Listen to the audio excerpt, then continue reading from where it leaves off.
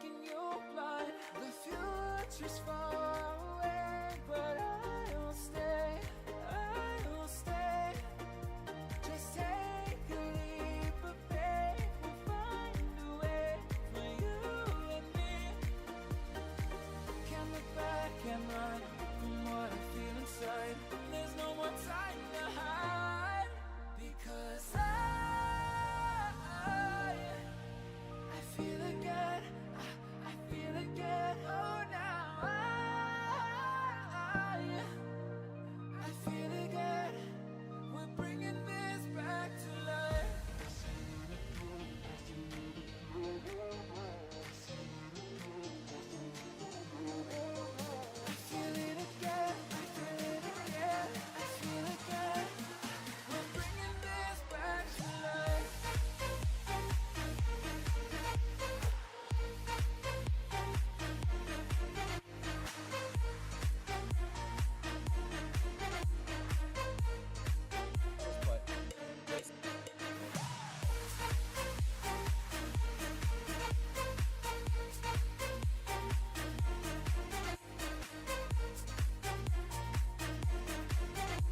career, right?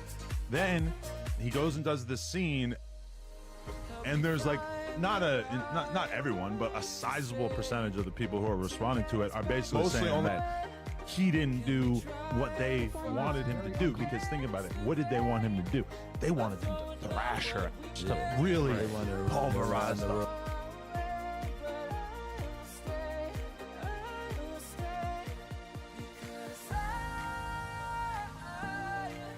Theatrical, just murder lyrics for the sake of to a reasonably sized white after dealing with a baby arm. Is it upsetting? No.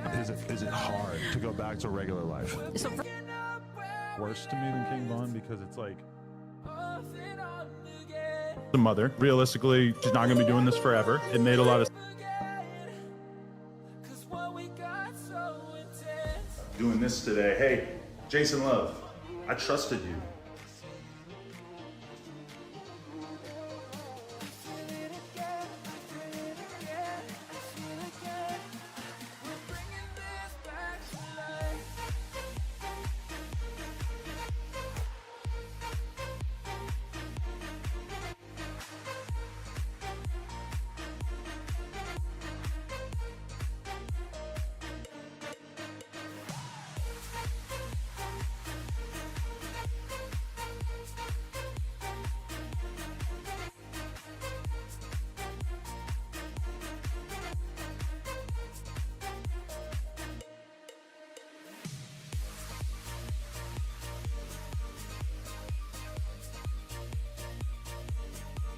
Released yesterday, saw it.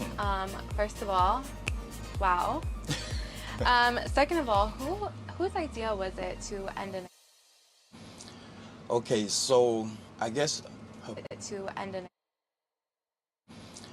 Okay, so I guess her had been stretched out in a while.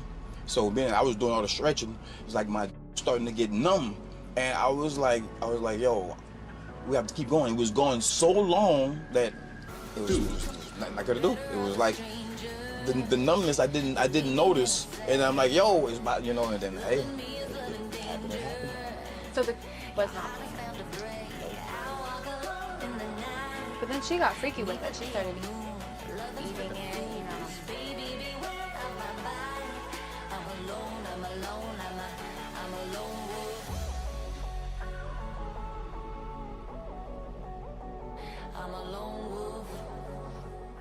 I come from the slums. Words would never bother me.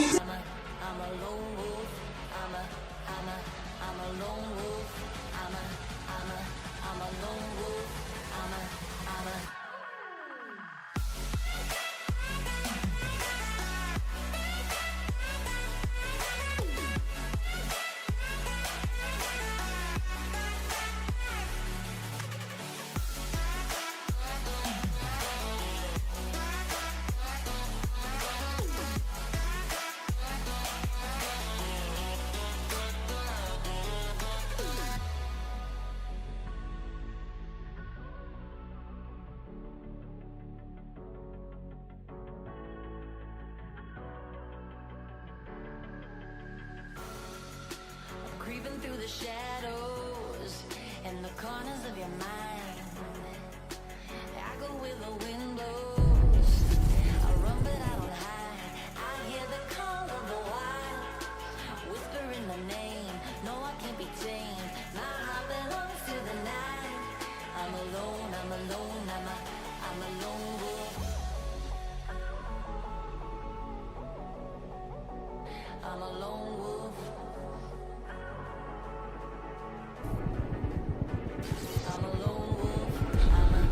Patrolling the south quarter, entering a cul-de-sac.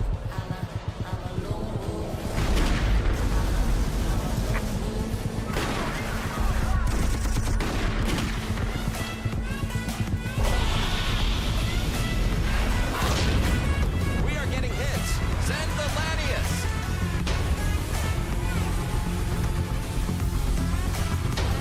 Elbit Systems presents Lanius Search and Attack in 1.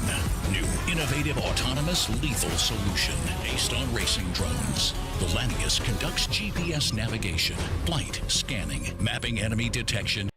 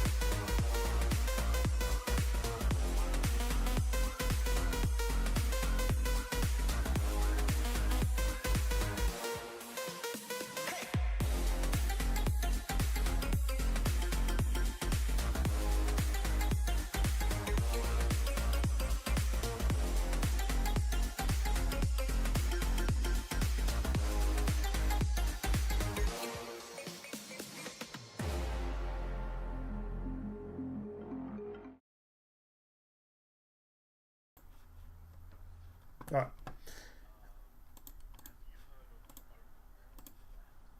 No. You want to send it? DM it to us? Alright. We are live, by the way. They can hear us. Alright.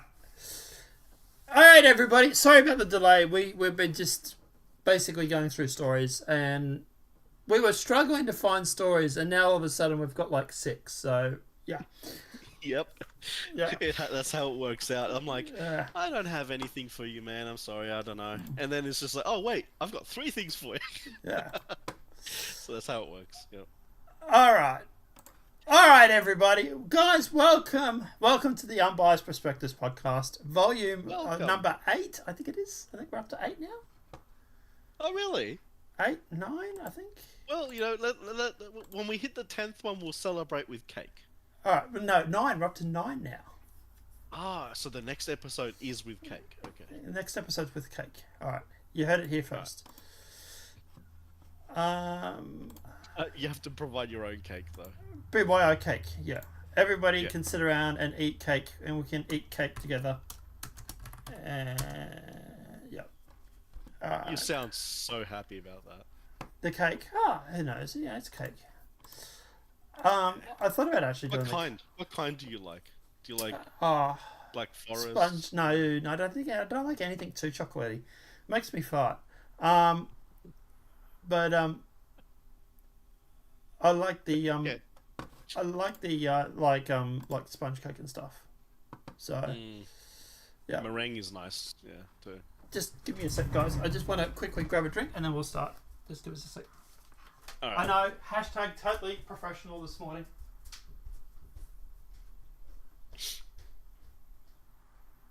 Talking about cake. Yep, it's all professional stuff, you know. Well, I've brought to the table for us to see today. There's a nice little open letter to the woke youth. Contains some really interesting things, and another thing I brought also is a killer drone. Yes, so we'll be talking about the kind of thing that can sit around and kill you automatically using AI, because that's not dystopian at all. Yeah.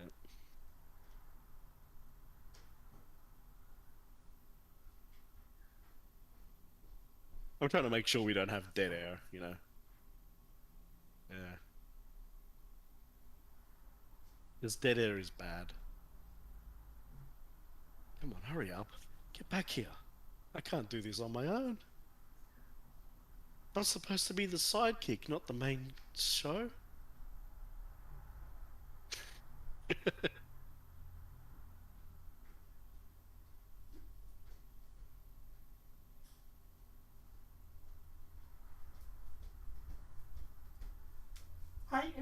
guys, that Tim Pool hasn't been on his own show for 2 days now? Really? Yeah. Huh. Tim It's, Pool is missing.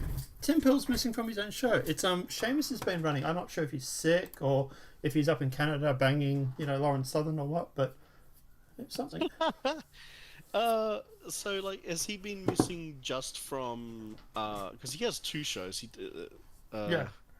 He's missing from both. I don't know. I only got home at 9:30. I had a bath until 10:35, and I haven't even had a chance to check it out myself yet, to be honest. All right, guys.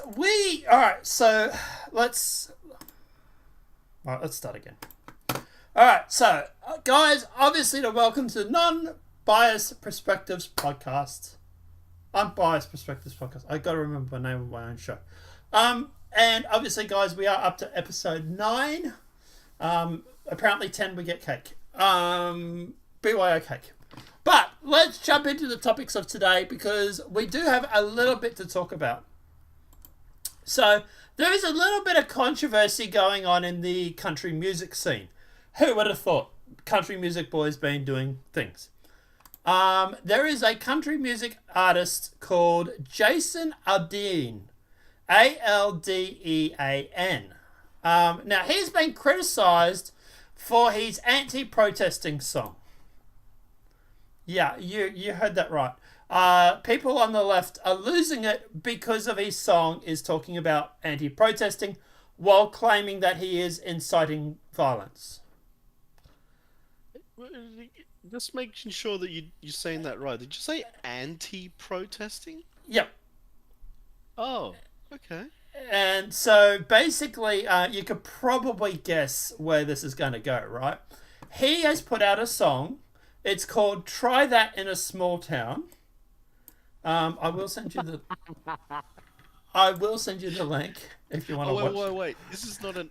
Okay, I understand better now. Anti-protesting, as in, like a warning to not protest.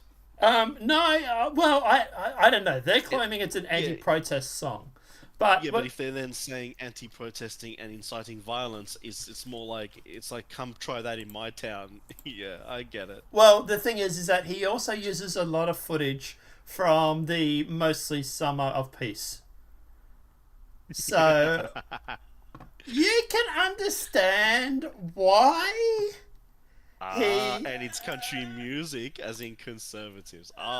This all makes sense now. So you can understand why they might be upset because he's sort of shining a light on the mostly fiery protests, mostly peaceful protests, and he's used them as a backdrop while singing about come and try this in a small town and see what happens. I really like this guy now. I must admit, I like him too. I need to check out this song after the show. So we're actually going to play the song during the show. We'll actually play the song now. We'll break it down. Wait, are you sure you can do that? Well, copyright. I'm not monetized. Yeah, okay, but it depends on their policy. Their policy could be that of not monetizing your thing for them, but as in like take you down. Like so at the end of the day, even if he does claim the video, which is fair grounds, knock yourself out, I don't care. And obviously we will go through and we will break down the lyrics as we're saying it, so it does come into fair use as well. But even if Jason does go through and claim 10 views that I get from this video, then okay, fair enough. I don't care. I really don't care about money. All right, so let's go through and let's listen to this song and let's see why the left might be losing it. Now, actually, all right. So before we listen to the song, should we listen to what the left have to say, or should we listen to the song and then do the news? We'll listen to it first and then the news. Right, gotcha. All right, Because then we know what we're talking about. Sure. Or what they're talking about. Let's listen to this. So this is Jason Aldean. We will be breaking it down, guys. So obviously, if you do want to listen to the song itself, while it's still available, because it has been banned in some places, I will put a link in the description below. But this is... Oh my god, he wears a freaking cowboy hat. He does, yeah. and a button-up shirt. Oh, And- gosh, and- that guy and- is so conservative, country boy. And he's got a guitar. He has a what? He's got a guitar. Oh, yep. It's so country boy. I actually, just before we start this, I just want to check. Has Ryan Church, Upchurch, and Jason, because like Ryan Upchurch is one of the biggest country boys.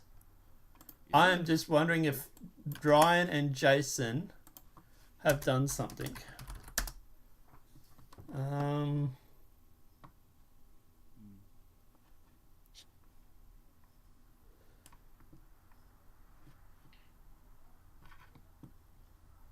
So apparently, actually, Ryan Upchurch and Jason have beef. Maybe. Oh, okay. Yeah. Anyway, all right. Let's jump into the song and let's listen to what they have to say.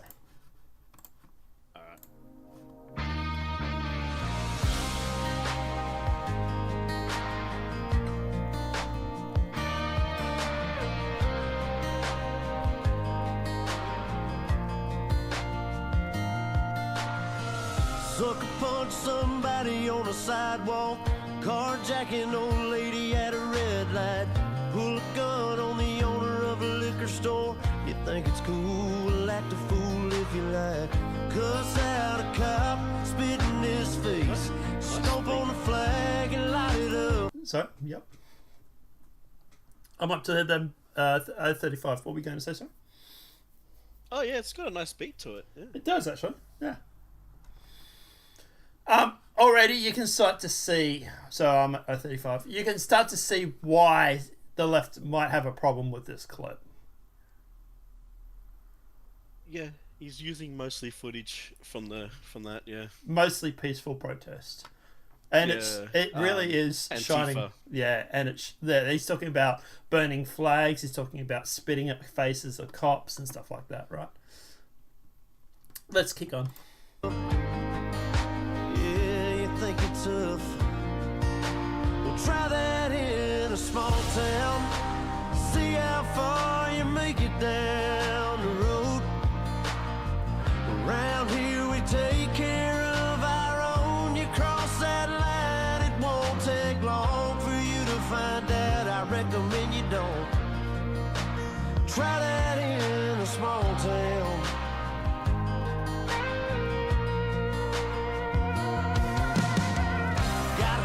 That my granddad gave me. They say one day they're gonna round up. Well, that shit might fly in the city. Good luck, try that in a small town. See how far you make it down the road. Around here we take care of our own. You cross that line, it won't take long for you to find out. I recommend you don't. Try that in a small town full of good old boys, raised up right.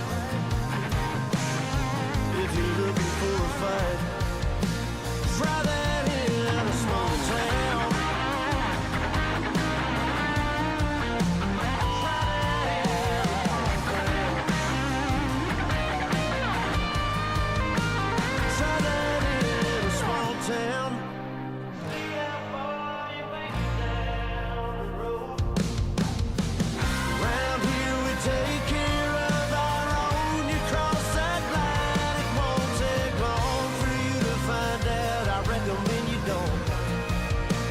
Try that in a small town.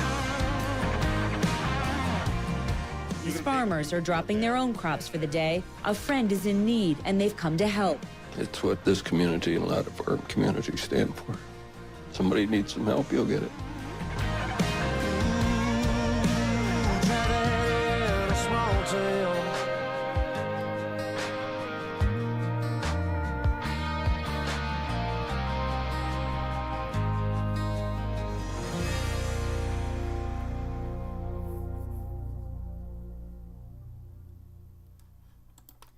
Alright, I know I said we were going to break it down, but to be honest, I was kind of jiving to the song and completely forgot. It's Me good. too. I forgot I was on a podcast. It's actually a really good song. I might have to fucking add this guy to my Spotify playlist. So, alright, so basically in this whole video, right, he's sitting there going on and he's talking about how like some of these mostly peaceful protests and stuff that have happened in these bigger cities, that shit ain't gonna fly in like these small towns. Yeah. And we've detected a video in your stream belongs to someone else. Yeah, you just got taken. Yeah, it's that's fine. probably because we sat here not saying anything. Probably, too long. probably. But I think the stream is still running. It's still live. Yeah, It's okay, isn't yeah, it? yeah. Like I said, even if he does claim it, it's all good. I don't care. But what I was going to say was, at the end of the day, well, he's obviously sitting there and he's talking about the fact that like these bigger things won't fly in like your small towns. Like if you try, and I noticed he had the Georgia video there. If you go back to the original video, he it says it actually has the news. It has the news article. It has the video up for the news, and it says I'm trying to find it. It says unrest in Georgia or something like that. Okay. Sorry, that's Nova's feet. I know Nova's feet off by heart. No, I don't have a foot fetish. She's really cute, and she's Tom's girlfriend. So at the end of the day, like he's going through and he's talking about, and I'm just waiting for it to come up.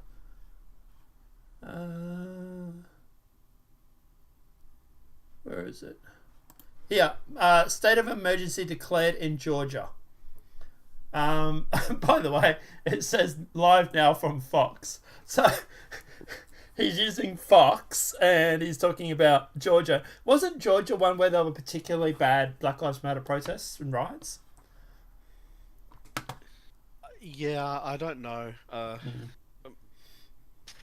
Yeah, it could have been. I don't know exactly, but I think one of the worst places is where they were burning the cars down, and then there was the whole Kenosha thing. Yeah, that's Rittenhouse. Yeah, but that's not Georgia, I don't think, though, was it?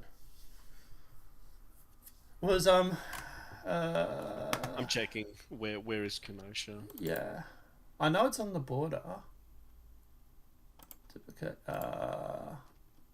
Wisconsin. Yeah, that's right. That's right. It was too. Yeah, Wisconsin. But anyway, all right. So let's get into the left's argument, right? Because there's nothing America about promoting violence. Country star Jason Aldean criticized for anti-protest song. The Guardian is calling it an anti-protest song. By the way, just FYI. So Jason Aldean, one of the biggest stars of the US country music, has widely been criticized for his new song and video, Try That in a Small Town, which features threats of violence against police protesters. I don't know if he actually is. He mentioned that gun his daddy gave him. Yeah, like, okay, if that's what you're calling like violence against protesters and stuff, what about when you have Democrat like senators and House representatives saying get in the face of the Republicans, make their life uncomfortable? Would that So like that would count as violence. Yeah. So if you're claiming like that, like him mentioning he's got a gun and stuff is like I get their argument, but I'm like, okay, I think it's a pretty thin case. Like, if this was to go to court, I'm pretty sure the First Amendment would still apply. But the song's lyric include lines like, cuss out a cop, spit in his face, stomp on the flag and light it up. Yeah, you think you're tough? Well, try that in a small town. We'll see how far you make it down the road. Around here, we take care of our own. Like, he's not... I suppose they could try and make the argument, but... to be honest, like, it's a song. Yeah. Like, I'm more concerned about like representatives of the House and Senate on both sides, mind you, going on about saying get in the face of the opposition. That to me is a far bigger threat than someone talking in a song. One of the favourite musicians of mine is Tom McDonald. Tom sings about all sorts of stuff. Do I think he's actually going to go out and do any of it? No. Probably not. Do I think this guy's going to go out and start shooting people? No. It's a song. But anyway. The defense can also argue that you don't even need a song like this for bad tactics to happen. This is on the left though. The left does this. Here in Australia, I'm not aware of any of these kinds of calls for getting in the face of things. In getting in the face of politicians. But here in Australia, Antifa is known for they don't make contact physically with the politicians, but they've been known to follow around female so-called right-wing politicians to make them uncomfortable. Yeah. So that's happened here. Yeah. And look, at the end of the day, like, I think this is a bit of a stretch. Okay, but here's my question for you, right? Do you think they're really, really upset because of the lyrics? Or do you think they're upset because he's mentioning or talking about the protests? Oh, yeah. That's interesting. Like, at the end of the day... Just calling attention to their protests is an issue. Yeah. And they can't say that, right? How dare you... How dare you pay attention to the hashtag mostly peaceful protests that, cost millions of dollars worth of damage and by fire. But how dare you call that out? And they can't say that. So their response is, well, he's a bad man because he's, inciting. The inciting is the new, bad guys from World War II name, right? Whenever they want to sort of discredit you. Obviously, that doesn't work anymore. Calling someone that doesn't work anymore. So now that they've resorted to incitement, and this is something that I covered on the show yesterday, they're charging 16 Michigan GOP leaders with basically going through and claiming that Trump won the election. Now, I still want to see from Robert Barnes how and Via Fry and those guys how that will go legally, but I'm like, this to me is just reeking of you guys going after the opposition because you're worried. You're worried about 2024. You need something to criticize Trump with. None of these court cases are working. No one cares he paid hash money or money or blackmail or hush money to Stormy Daniels. In fact, I'm more upset about his taste in women that he would even sleep with Stormy Daniels than him paying her. Right? To be honest, I think she should probably have paid him, but regardless. But no one cares about that. No one really cares about the documents. No one really cares about this Georgia thing. But what it does, it allows them to go through and claim that he incited. And Trump incited a riot or a protest, right? So now we should stop him from running in 2024, and that's what you'll find they'll do. But when it comes to this Jason thing, I think it's the same thing. I think they're trying to set this up so that he incited stuff. If there's some sort of mostly peaceful protests that always seem to happen right before an election, especially when the Democrats are seemingly going to lose. If there's some sort of kickoff to this, they're going to go through that guy's Facebook account or his Instagram. They're going to try and find Jason's song here, and they're going to link it and say, well, look, here's a song that incites violence, and here's a guy that committed violence, and he was listening to Jason's song. And that's what I think it's all about. Yeah, I don't think they'll try to do that. Yeah, I don't think they care about the words. Like, the left does more to incite violence than any of these lyrics do.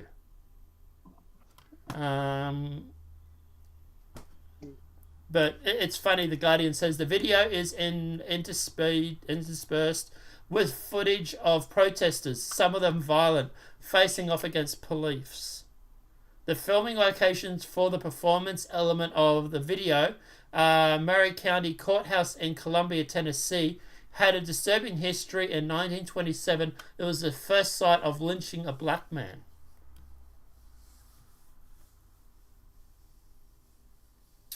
So it remains.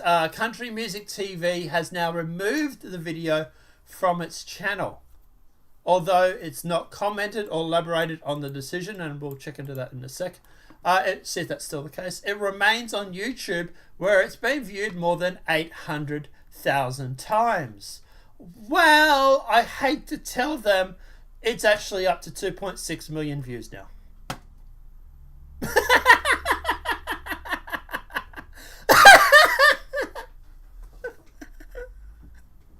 It's literally jumped 2 million views in a day. I don't think the whole banning it from the country music TV station really did much to you. Yeah, like who cares about a TV channel? No one watches TV anymore.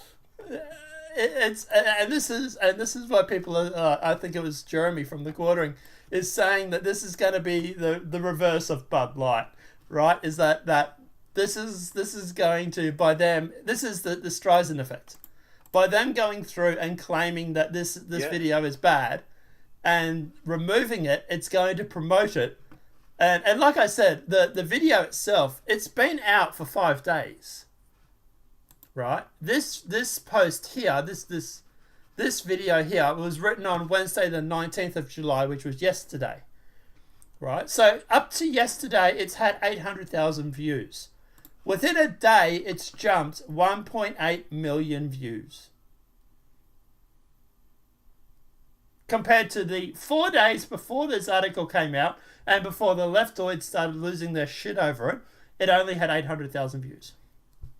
Oh, yeah, they called attention to it, and wow, the views really jumped. Oh, yeah. The views for this thing have skyrocketed. It's literally Streisand effect. Yeah, really it is, yeah. And it's not just, obviously, The Guardian. YouTube News is now talking about it. Jason Aher responds after backlash. They're calling it a pro-lynching music video, which it's not. But anyway, has issued a statement, responding to the backlash to his music video, Try That in a Small Town. The country music star, who's 46, by the way, released the song in May, but it's garnered more attention since the release of the accompanying video on Friday, the 14th of July. The song has been criticised for its mentioning of gun ownership and use, particularly since Ahern was performed at Route 91 Festival in Las Vegas in 2017, where a shooter killed 60 people and injured 400. Oh, wow, he was... Oh, yeah, no, that's just talking about gun ownership. Okay, gotcha. Scenes in the video show perform in front of a courthouse with an American flag hanging at the entrance. Like, they really are trying everything they can to sort of like try and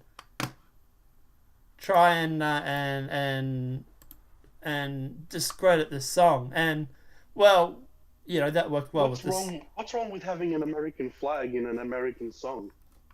Well, it's patriarchy, I suppose. I don't know, mate. So I'm doing renovations at my house. I've done most of the inside, and I'm about to start doing some major renovations on the outside, like decks and stuff. Hate to tell the leftoids, there's a fucking Australian flag going up. Oh, wow. Yeah. So suck on these nuts. US country music star Jason Ahern denies controversial song and video pro-lynching. Of course he's denied it because it's not pro-lynching. It's not pro-lynching. Like, we listened to the whole song and got a copyright strike for it probably. But at the end of the day, I didn't hear anything in that was talking about pro-lynching. But here's a photo of him and Keith Urban. Like, this guy seems like he's a pretty big star. I've never really heard of him much. But but yeah, it's like they're losing their shit over it. Yeah, and I mean, most of Antifa are white people, so what are they worried about? Yeah. Yeah, I really do think that the lynching thing is really that a big stretch. Like, if you're claiming this song is pro-lynching, that is a massive stretch. Yeah, they're pulling they're pulling a muscle on that. Yeah. Also there was something else I wanted to talk about. About this song? No, something else. Alright, so Jason Hearn has also commented on the criticism of Try That in a Small Town. So the song, different kind of behavior, it's really just the same old stuff. Leftoid's losing it because what I'm thinking is him promoting or bringing attention to bringing attention to the protests. Apparently Britney Spears got slapped. Alright. Apart from that, anything else that you want to mention on this? What did you think of this song? Do you think it's pro-lynching, or what do you think? The only thing I'll say is I'll criticize the right for this sort of stuff anyway. On one thing, they always they like to go on about, you know, we have guns, we have our Second Amendment, First Amendment, all this stuff. Yep. The only thing I'll mention is I'm yet to ever see them actually exercise that right. They talk about it, they talk a big game, but their country is being taken over like it is by communists, and I don't really see them doing anything. So, most of the people that talk a big game are in these small towns where they don't have this problem. But I will also say it's not just America that's suffering from that too. Australia is too. Like, if you want a clear example of Australia going communist red, you look at the last national election. The whole of Australia is now Labor, except for Tasmania, and Labor is literally the red colour. Like, the whole of Australia is now Labor, and they showed a map, and people were saying, like, wow, this is like a metaphor for like communism taking over Australia, because the whole of Australia except for Tas is red. And it was kind of jarring when you look at it and you go, oh wow, like, yeah, it's pretty interesting. But legitimate or rigged, you think? No, yeah, like Labor has obviously over in America, the Republicans are red, Democrats are blue. But in Australia, Labor is red and Liberals are blue. And because Labor's won every state election, it basically now is the whole of Australia is now Labor and red. So, yeah. But anyway, apart from that, anything else we want to touch on before we jump off into the next? We'll move on. Yeah, move on. All right.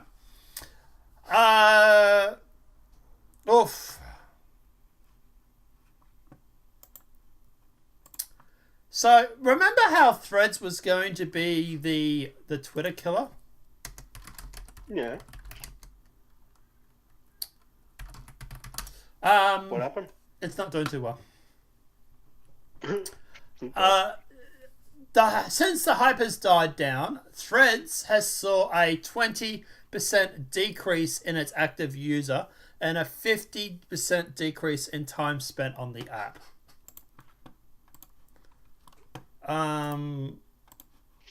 Wow. Yeah. So all these people that were going on about Threads being the Twitter killer have some crow. Because at the time, we actually called it and said, no, it's not going to. We said, Twitter will just be fine and it won't be a problem. So after Threads' historic launch, reports show that people are using the app less. Almost 2 weeks after Meta Twitter's competitor Threads is launched, New reports show that the app has lost some of its popularity despite garnering 100 million downloads in its first 5 days. The CNBC reported that Anthony Belancio, whatever, managing director at Senatower, a company that provides app install data and insights, has said that Threads launch was truly in a class by itself, but since the hype has died down, Threads has saw a 20% decrease in active users and a 50% decrease in time spent on the app. Balenciana, whatever, said that although Threads has resources from Instagram and Meta to pull off the breaking launch, the affliction alone isn't enough to keep users around. Right after Threads launched, Twitter saw a 5% decrease in traffic, according to CNBC. So even after all these people ran and made a Thread account, Twitter's only drop was about 5%. So this is sort of saying to me, they didn't stop using Twitter, they just use both ads for the most part. Yeah, and people don't do that long term. No. They've obviously realised that the Twitter is better, and they've stopped using Threads. Yeah. So Threads isn't... The censorship was really bad, apparently. Yeah, we'll cover that in a sec. So Threads is not the only competitor when it comes to Twitter. Twitter has long been known as the digital town square and was only social media app where lay people could access and be noticed politicians or public figures. Head of Instagram and Threads says that many occasions Thread has no plan to bolster news and political content. Its guideline also enforces strict adherence to rules that stifle the explicit dark humor that most dedicated Twitter users enjoy. So not only was it spying on people and downloading mass amounts of information from their phone, it also was heavily censoring people. And so I've got 2 articles here. They're the same. So yeah. And not only was it mass downloading information, it was censoring people. But here's the thing: people, as much as people jump up and down and complain about free speech, well, the left does anyway. People use Twitter because there's free speech. Like, put it to you this way: where else can you go and tweet at your Prime Minister saying, "Suck on these nuts"?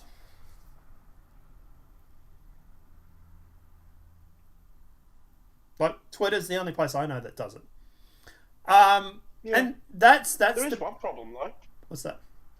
Here in Australia, politicians can block you, and they do. Yeah. Well, yeah. But at the end of the day, that's what I say. Yeah, but you can still do it. But at the end of the day, you still get it in at least once. But that's what I say. At the end of the day, that's why Twitter's popular.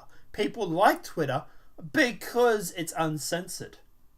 So putting out a platform that censors people for stuff like that isn't going to be popular, because that's why people use Twitter.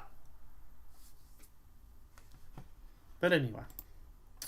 Threads has reportedly lost half of its active users in just a week, as Zuckerberg claims tens of millions now come back daily.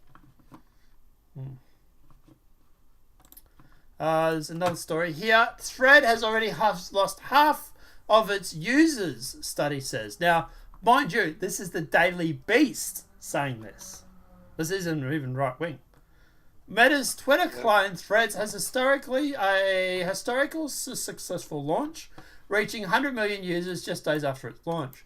But the report suggests that the triumph may have been short-lived. A study this week from data tracking site Selma Web found that Threads' daily active user count has roughly halved, dropping from 49 million to 23.6 million in a week.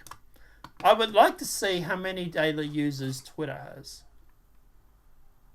But Yeah.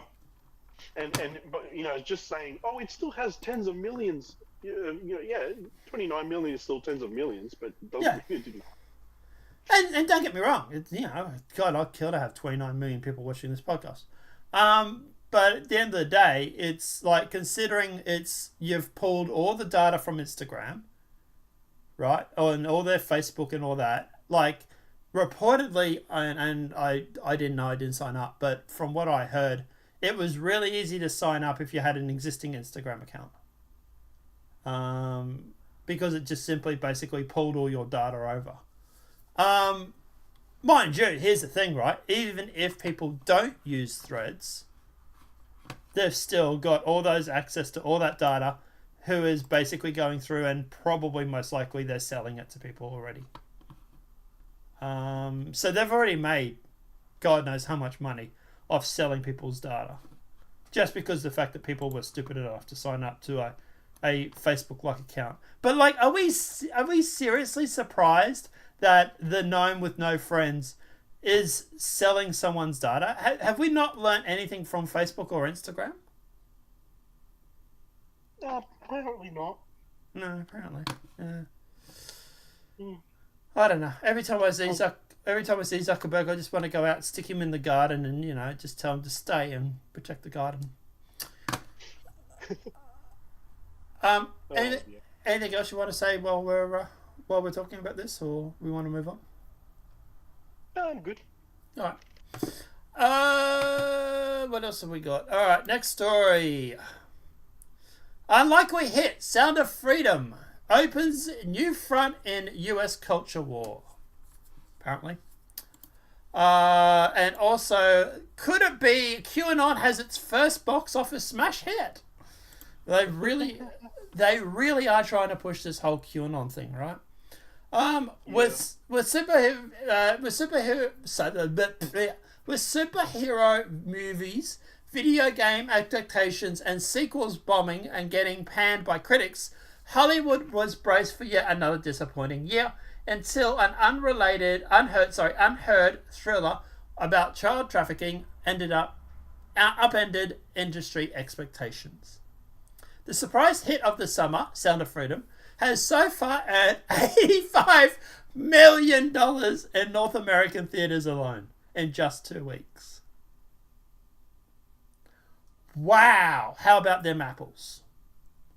Roughly six times. That's a lot.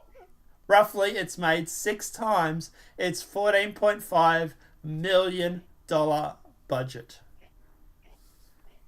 Now, we have been watching The Sound of Freedom and tracking it to the point where people are probably sick of hearing about it. But let's go through and let's compare Sound of Freedom to Mission Impossible and also to Indiana Jones. Because they're the 3 movies at the moment and they're in the top. So, Indiana Jones worldwide has made $307 million. Mission Impossible worldwide has made $259 million. And Sound of Freedom has made roughly $96 million. Sound of Freedom cost $15 million to make. Mission Impossible cost somewhere around the $250 million to make. And Indiana Jones has cost around $300 million to make. Indiana Jones needs to clear about $900 million at the box office to start making money. At the moment, it's stalling at around $300 million. They're going to lose about $550 million off this movie. Disney.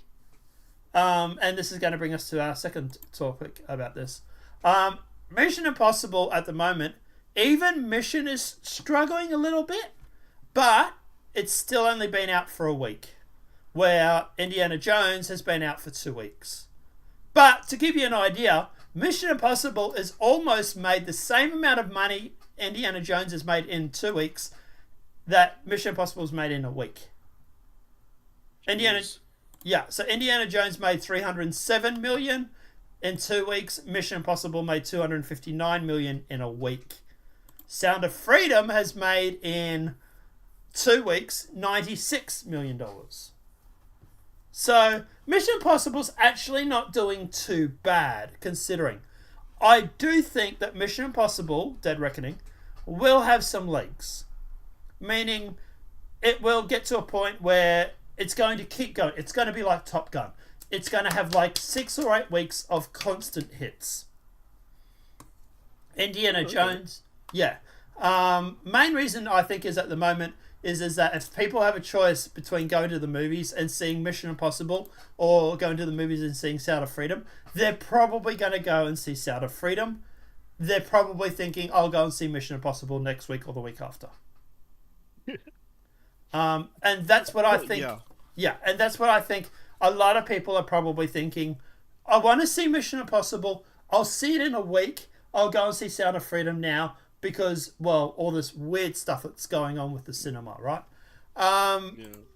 But at the end of the day, like I said, like the thing is that also, like, you got to keep in mind is that Sound of Freedom, for like the amount of cinemas it's in, so it's only in 2,852 cinemas, where Mission Impossible is in over 4,300.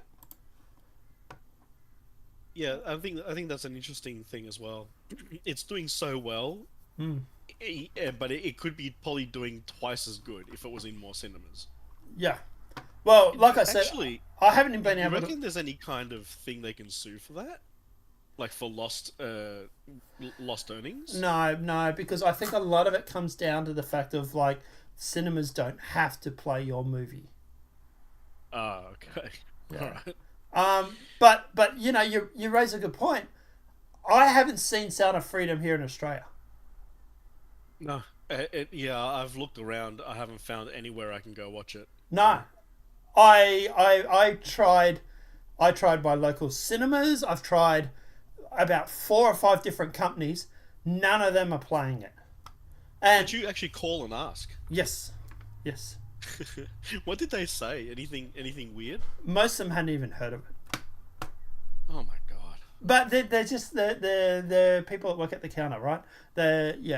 Although that was sort of like a day or 2 after it was released, so I should probably do a follow up. But like even in Australia here, so like there was a documentary that came out a few years ago called Snowden. Right? It was about 10 years ago, probably. That was only released in one cinema in my local area. And I had to drive about half an hour to get there to see it. I had to pass 3 cinemas to get to see Snowden because it was only ever at like 1 or 2 cinemas. And I presume Sound of Freedom is going to do something similar here. If it does get released in Australia, it's probably going to go to maybe drive-in theaters and smaller cinemas. I don't think some of these big brands are going to go through and actually have it and actually run it. Yeah. Oh, that sucks. So, let me... If I click on this, is this going to dox me my location? I don't know. It might. Be careful. Yeah, I've got it on another screen. Sorry. So I'm just looking at my local cinema here, and obviously you guys can't see it. Copenhagen, the one about the atomic bomb, is starting this week. Mission Impossible, Indiana Jones, No Hard Feelings, Elemental, Insidious, Red Door, and Barbie. We should probably talk about Barbie one day because apparently it's pretty feminist. Well, it's Barbie. Of course it'll be feminist. Well, the thing is that they were coming out saying that it wasn't. Oh, okay. Yeah, oh, like the director was saying, like, no, this is not a feminist propaganda movie. And then you had the actors coming out saying, actually it is. That's the reason we chose it. And there was like this massive public disagreement about whether Barbie was feminist or not. So, work that one out. All right. But yeah, apart from that, obviously Sound of Freedom is obviously doing really, really well, which might explain, and we did cover some of this yesterday, or the day before, I believe, But there has been a lot of weird stuff going on when it comes to Sound of Freedom and theaters. And I was looking into this a little bit after covering it yesterday. And I even missed some of this stuff. So obviously the one that we've probably mostly heard about is obviously, like, for example, sound alarms, fire alarms are going off during the movie. You know, the air conditioning not running. Apparently the air conditioning in the cinema where the Sound of Freedom is playing just happens to fail.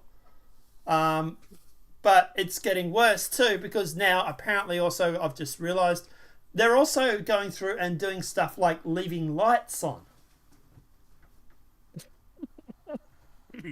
So, just to confirm, the cinemas, only the cinemas where the Sound of Freedom is playing, lights have been left on, air conditioning is failing to work. We've got that's classic. Well, we've got fire alarms going off. We've got there's, by the way, also there's been cases where they claim that the video or the movie has been deleted and they can't play it, and they were trying to refund the money. And people, I mean, that's probably true. It probably did get deleted by an activist employee. Like, it's probably true. That's what I think it is. But they claimed it was deleted, and then people refused to leave, and then eventually they turned the movie on. So I don't know if they were doing. Oh my god! I don't know if they were doing like a massive quick download of it again, or if they just were lying. But all this sort of weird stuff has come out, and now obviously this is mostly happening in AMC cinemas, right? AMC have claimed that at the end of the day, AMC's claiming that it's not them, that this is a conspiracy theory, and blah blah blah. The president of AMC has come out and talked about this, right? And obviously the guys that went through and made Angel Studio, the producer and the co-founder of Angel Studios, has said that AMC have been fantastic. They've been playing the video, you know, all this sort of stuff, right? Yeah. But my question is this, is just because the head office of AMC is saying that we're not doing this, doesn't necessarily mean it's not like what you're saying and some activist employee who is doing this. Yeah, I would have said that from the beginning. Like, you know, it's always activist employees that do this sort of shit. Yeah. Because so Newsweek has contracted representatives, AMC Theatres and Regal Cinemas for comment. Over the weekend, TikTok user Leonard Stone 2 shared footage of a lighting glitch. Lighting glitch. It's a glitch. Yeah, apparently. At an unnamed movie theater that was filmed, where the film was screened. In the clip, which has been viewed 6.9 million times, theater staff is shown offering patrons free passes to come back and see the movie again, hopefully without interruption. The staffer went on to apologize for the inconvenience, but were getting it hopefully looked at later in the week. Sorry, guys. After the staffer walked out the theater, the person recording the footage said, "Really? This is calling international. This is called intentional. Sorry. This is another person who was also off camera. They don't want to go to the box office gross to take the money." The light dimmer was broken, and this has never happened before. Read in a company caption, "This is a coincidence. What movie has just happened to be The Sound of Freedom?" So they're claiming that the light dimmer switch is failing and not working anymore. And that's why they can't turn the lights off. Yeah, I'm sure it's failing. It's failing intentionally, you know. It's just, oh god. But here's the thing, right? With most light switches, your dimmer is on a little dial, and the actual switch to turn the lights on and off is a separate switch. I know. Yeah. I have fucking dimmers in my house. It's probably not like the kind of dimmer you have in your house. It's probably not. Like no. Yeah. But here's some kind of industrial thing. Yeah. But at the end of the day, what I'm getting at is that my house has it separated. Do you really think that the cinema doesn't have them separated? Do you really think they can't kill the frigging lights? Is what I'm getting at. Of course they can. Yeah, I'm sure they can kill the lights. Yeah. Yeah. Like, turn it off at the friggin' breaker even if you have to, right? Like, there's always things that you can do. Yeah, true. But at the end of the day, it's very interesting. Like I say, you've got air conditioning failing, you've got them going through and leaving the lights on. There's scenes where like the movie has been deleted, and then like people refusing to leave, and then apparently they're magically finding it again. People have had their movie tickets cancelled, like half an hour or an hour before the movie's aired. Like all this sort of stuff, right? And it just happens to only happen at the Sound of Freedom. I wonder why. Yeah. Because these things are all happening to this movie, but we're not hearing about it happening to any other movie. So no, of course. There's definitely a conspiracy afoot.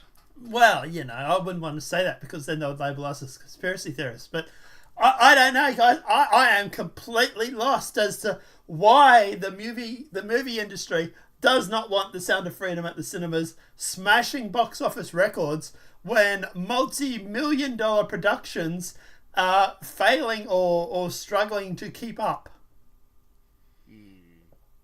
Like, they literally spent $15 million, made this movie. It's going to hit $100 million. To give you an idea, Indiana Jones spent $300 million and has only just hit over the $300 million in ticket sales. Keep in mind, half of that money has got to go back to the cinemas. So at the moment, they've lost about $150 million, not including advertising budgets or anything like that. Like, this is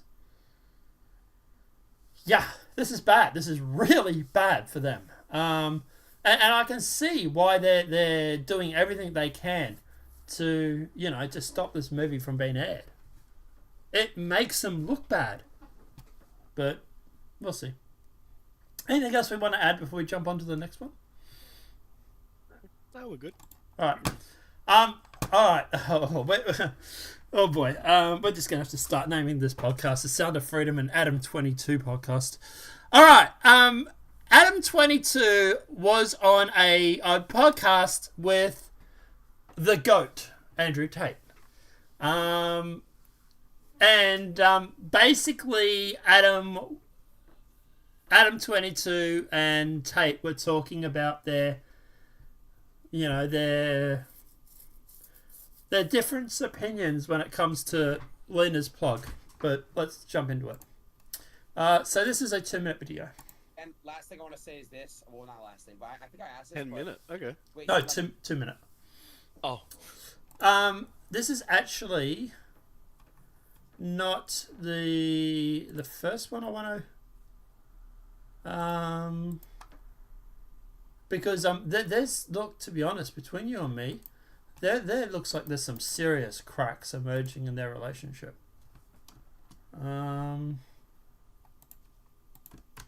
So let's go through. I want to try and find Adam 22, Andrew Tate. I must admit, Andrew Tate was very diplomatic when he... She's not going to be doing this forever. It made a lot of sense for her to, slurp up a black for the... Right. Oh, yeah. This is bad. Anyone else fucking. I want to make something clear to the I don't watch porn. I've never have have a connection between them, and I think that connection is solidified by. Is Adam 22 the guy that his wife went out? Did the black scene? Yep. Yep. Okay. Yep. Which sex was better? Because you haven't had it. Sorry, Jason was the first dick you had. Like, I will give full credit here to Andrew Tate, who actually conducted himself really, really well. Now, you know, full disclosure, he is also facing a court case in Romania, so he probably has to be on his best behaviour. But it was actually really, really interesting watching him respond to this, because like he literally so this guy with the black shirt here, the one over on the left, he's deliberately trying to troll Adam and get Adam and Tate fighting. But Andrew Tate actually says, actually stops it and nips it in the butt. So let's go through and let's actually listen to this. And last thing I want to say is this. Well, not last thing, but I think I asked this, but wait, so Lennon, which sex was better? Because you haven't had it. Sorry, Jason was the first dick you had. You know what? Right? Let me say something. I find this very uncomfortable to talk about. There's not many things I find uncomfortable, but I just find this uncomfortable to talk about. And the reason is not because, I mean, I'm an adult. I know what sex is, of course. I've lived a very varied life. I just feel like, I don't know. We have so many people watching us, and we're just talking about dick and vagina. Don't you think this is below us? I don't know. We're all pretty intelligent people. We talk about the Matrix and how they're trying to dumb us all down and trying to control all of our minds. And this base instinct talk, I find it very uncomfortable. I'm not comfortable being on this stream. If I was sitting with a woman next to me, the last thing I would talk about is our personal life. I just don't think it's the smart thing to do. And I don't think that it is. I don't have any interest in the personal sex life of any married couple, and I don't want to hear about it, and I don't want to talk about it. And I just find it very uncomfortable. I'm extremely uncomfortable in this situation. That's the truth. And I'm not saying that from a position of weakness. I'm saying it from a position of strength. I don't like talking about these things. I don't like talking about women getting fucked. I don't like talking about what I do with women. I don't like talking about any of it. I think that what I do in the bedroom with a woman who I care about should be, to a degree, sacred. And I think it should be completely private, absolutely. And I don't want to hear about anyone else fucking. I want to make something clear to the I don't watch porn. So he's basically turned around there and he said that, like, we're dealing with, like, the Matrix attacking us. You know, we talk about how to make men better. And all you guys want to talk about is Lena getting plugged. Holy shit. Props to Andrew for saying that, because he's 100% right. Like, at the end of the day, like, they have some of the richest men in the world on this podcast, and the host just wants to talk about Lena taking dick. Like, it is pretty lowbrow content, right? Yeah.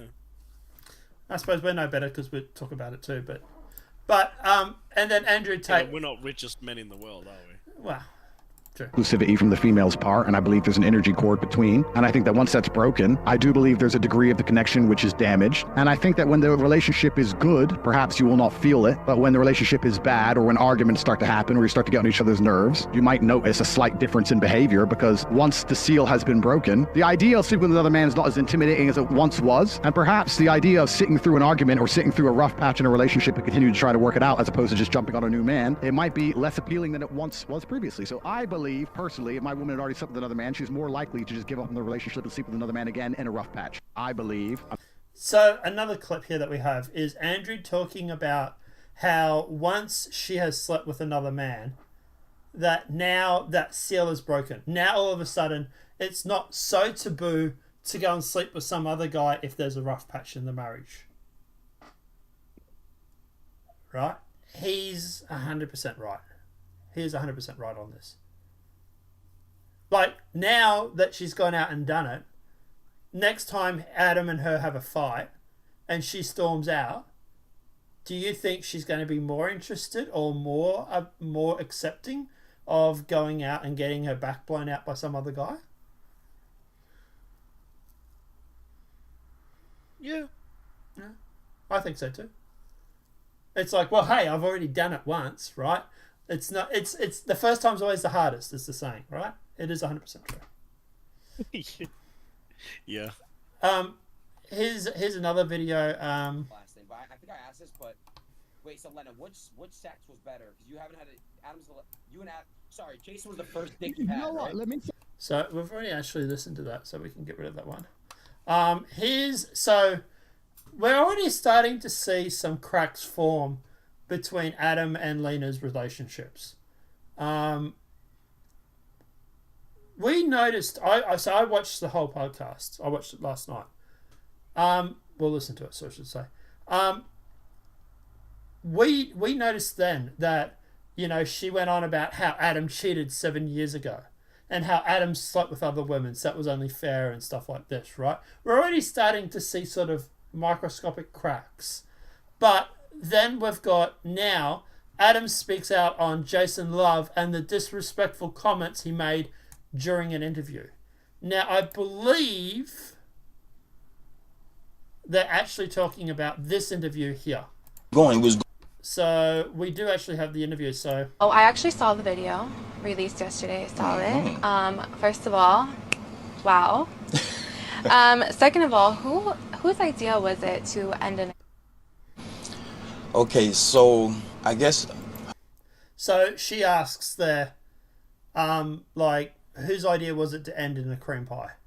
So Adam, bro, your girl was cream pied by Jason Love. That's worse than what we initially thought. Initially, it was just about the sex, right? But they actually finished in giving her a cream pie.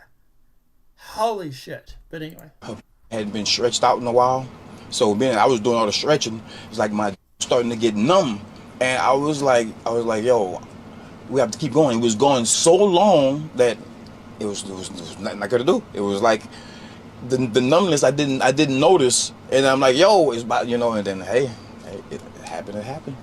So the was not. Right, so that's the interview where Jason talks about it, and he says is that he ended the scene with the cream pie. And then we had this from Adam 22 where he literally talks about it and talks about the disrespect. I guess we're doing this today. Hey, Jason Love, I trusted you to pork my wife. And it seems like that clout is getting to your head. You're talking real spicy and I ain't really feeling it. Number one, the angle of the dangle is more important than the cubic of the pubic. That's number one. Number two, my D game, when I'm serving it, man, it's just like your mom's home cooking because there's a special ingredient. It's called love.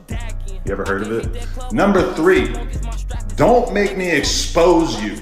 And you know what I'm talking about. It could get real messy out here. Number four, you don't want problems moving around in these LA streets because I can make that happen. I'm very well connected. And number five, you are officially blacklisted from smashing my wife again. Show some respect. I guess we're... So we're already starting to see now that the cracks in the relationship. Adams just literally threatened Jason Love. Said that, you know, you don't want problems moving around these LA streets and I can make that happen because I'm well connected. Like, we're starting to see the fact that this is already starting to get to him. You know, hate to say I told you so, Adam, but, you know, I told you so. And then we've got this here. Adam speaks on Jason Love and the disrespect he's been shown. Only got positive feedback throughout his career, right?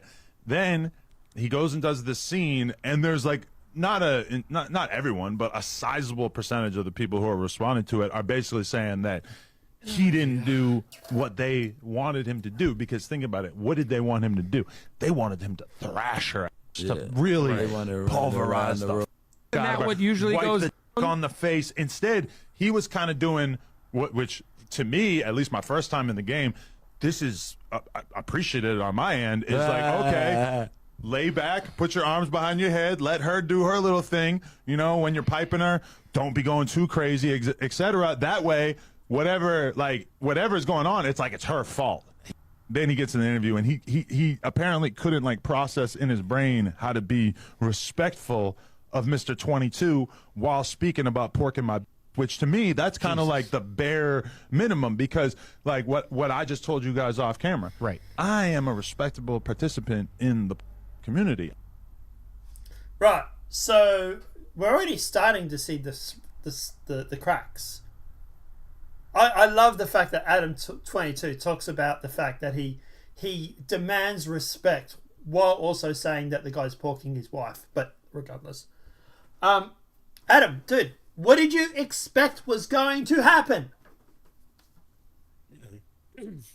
We're going to start seeing the cracks in the relationship, just like that guy saw his wife's crack. Oh yeah.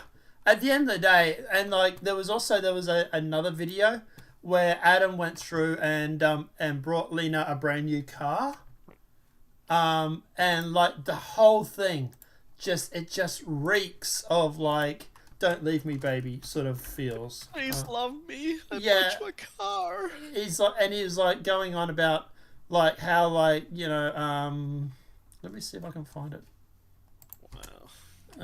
Buys Lena a car. The thing that's interesting is like my missus is like, if I ever go out and buy her flowers, she'd probably think it's because I cheated on. Yeah. It's like randomly turning up with like so random, proud, acts of love. It's actually kind of, yeah, don't do that. Yeah, and by the way, Adam 22 kind of looks a bit twiggy. Twiggy? What do you mean?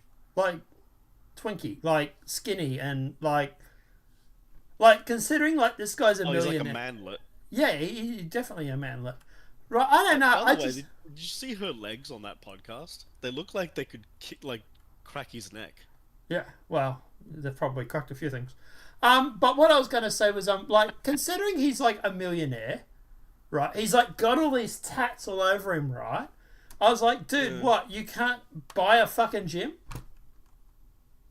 But I guess yeah. Fucking work out, bro. I work 74 hours a week. I'm probably in better shape than you. But anyway, he's brought her a brand new car. So let's watch this. How do you doing your first ever BBC scene that I decided that I wanted to get you a little something nice. Open your eyes. What? This? For me? Oh my god! Babe! By the way, I just love the fact that he just kissed her on the lips, and dude, she just sucks some other guy's dick. I wonder if he can still taste. I wonder if he can still taste Jason. Oh, I went there. I really get to keep this? This is for you. Anything. I really hope she gargled with Listerine afterwards. For my queen. Oh my god, I have a nicer car than you now. I love it. Thank you. Okay. So it looks like it's a Ferrari or a Lambo or something. He's brand new brought her, like this brand new car. But like he fully simps in it and like I really get to keep this? This is for you.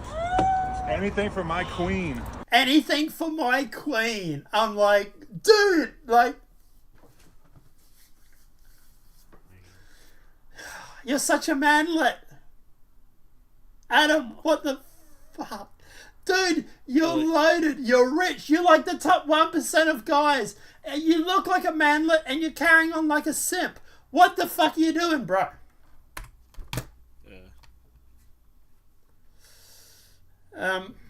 Anyway, yeah, buys her a new Lamborghini Urus car for his wife. Alright, so it was a Lamborghini Urus. What are your thoughts on this? Do you, like... I don't know. Every time I look at this, I just see some of the parallels between this and like Destiny. But we'll talk about that in a sec. What are your thoughts on Adam 22 specifically, and like the BBC and scene? And I've never heard of him before this. No, so neither I had I. really don't know. No, he's a porn star, ex-porn star. Well, is she too? Yes, Is she as well? Yes, but she's only done scenes with him since they started dating. This is the first time she's gone outside the marriage. By the way, before she just the beginning of the end. Yeah, so by the way, this scene that she's just recorded with Jason Love was literally weeks after getting married. They've been together for like 7 years. She's just done scenes with him for like 6 or 7 years. Gets married 2 weeks later, bangs Jason Love. Interesting. Now, the main question I have is, he keeps claiming that this is going through and this is going to be great for her career and it's great for his career and it's a business decision to let her get porked by Jason Love, right? But here's the thing. Dude, obviously you're not short of money. You just brought her a frigging Lamborghini Urus. Right? You're a millionaire. Why do you care about $100,000 or whatever she got paid to pork Jason Love or get Jason to pork her? This Lambo, this Lambo is probably cost more than she made from that scene. So it's obviously not about money. Now, the interesting thing here, he actually talks about the Matrix attacking him when he's on the video with Andrew Tate, right? He talks about how they've come after him. They've tried to cancel him in the past. I as you know, I do my man in the street interviews, right? I spoke to one girl and I was telling her, and we were talking about this. I said to her, what are your thoughts? She said, I would never let my boyfriend do it. I said, no, I wouldn't let my partner do it either. I said to her, I think I know why it's happened. It's the same thing with Eminem, right? Eminem came out with a song dissing Trump months before, a month or something, or 2 months before his new album dropped. When he came out with that half-assed Trump diss, right? You and I talked about it at the time. I said to you, I bet you he's dropping a new album soon. I kind of wonder, and this is what I wonder, if there's things in Hollywood, like, for example, right? I don't know exactly how record deals work, right? But I imagine Eminem has his publicist or his record label producer, right? He's probably said to his producer, I got a new album. I want to drop a new album. The producer's probably said, yeah, not a problem. We can get you on the billboards. Eminem's like, great, let's do it. And the producers probably come back a couple of days later and said, look, we can get you on the billboards. It's not a problem. But they want you to drop a diss track on Trump. Oh, yeah. That can happen, yeah. Eminem probably thought, I'm not political. Why do I care about Trump or dropping a diss track? If you don't drop the diss track, can't guarantee the album's going to come out. Oh, yeah. What do you think the chances of that happened is? I reckon it's pretty freaking high. It's entirely possible, yeah. And that's what I'm starting to wonder with this Adam 22. There's two possibilities, I think, with this, right? One, Lena has put him up to it because she's starting to get a little stale in the relationship. Or B, he's talked to his publicist or because these guys, they have people that organize everything, right? They have handlers and stuff that deal with all this sort of stuff. Adam 22 is not paying an energy bill, people. He has someone that pays it for him, right? He's probably turned around to his publicist or his manager or whatever and said, I'm sick of these attacks. Why do they keep attacking me?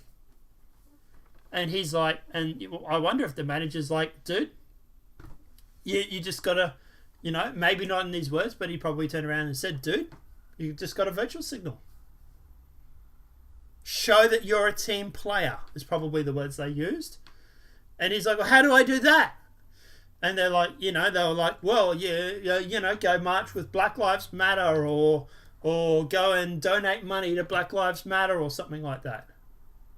And he's probably sat there and thought, or, go and donate money to like a trans thing. He's probably thought, well, hey, Lena's been wanting to do this scene. If I do it, if I let her do it, it's good for her business-wise, sure. But it also gets the left off my back. Because now, I'm team player Adam. Adam 22's a team player! right? And all of a sudden, what have we noticed? No one on the left is talking about Adam 22 anymore. No one on the left is bothering him. Ever since this, he let Lena get porked by Jason Love. No one on the left has gone on about how bad Adam 22 is. I don't know if I'll let my wife take it just so I can stop getting, negative press, but whatever. But that's what I think it's all about. I think it's all about them virtual signaling. And I think this is just his way of showing that he's a team player. I don't think this has anything to do with money. Yeah, it's probably an afterthought. Yeah, Lena will probably get some more clients out of this or get some more advertising or whatever. But he's just blacklisted Jason Love from doing another scene with his girl. We heard that. He said, you're blacklisted. He obviously doesn't want Jason around her anymore in the future. Why? If there are no problems, if there's no cracks in the relationship, why is he all of a sudden blacklisting Jason Love? That's what I have to ask. But I don't know. What are your thoughts? Anything before we jump in? Next one? Yeah, not too much. I mean, blacklisting, well, yeah. Maybe that's just going to make things worse. Yeah. But here's the thing, too, is that it makes you wonder now, is like Lena sitting there thinking, like, shit, like, my man carrying on a bit like a manlet. Yeah. How long do you reckon before she bails on the relationship? You reckon, what, 6-12 months?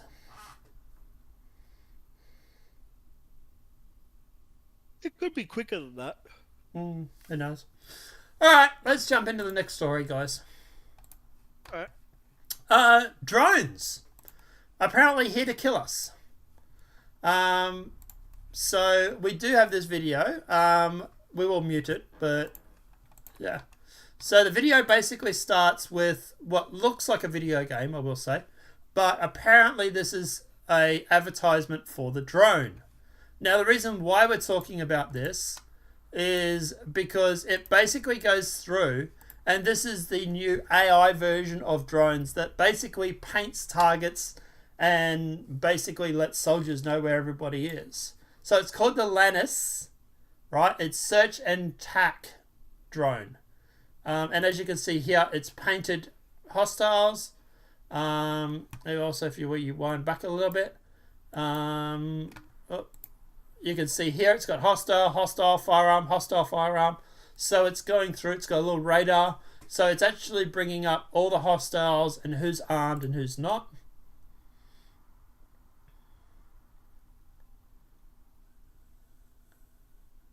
So it's able to relay video as well.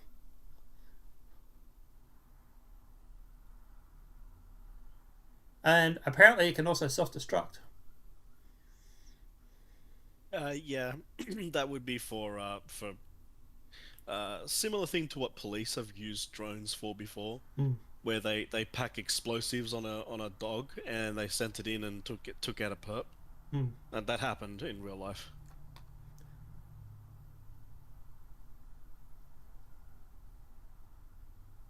So it also has something called ambush mode, where basically it'll wait for like a bad guy to come along.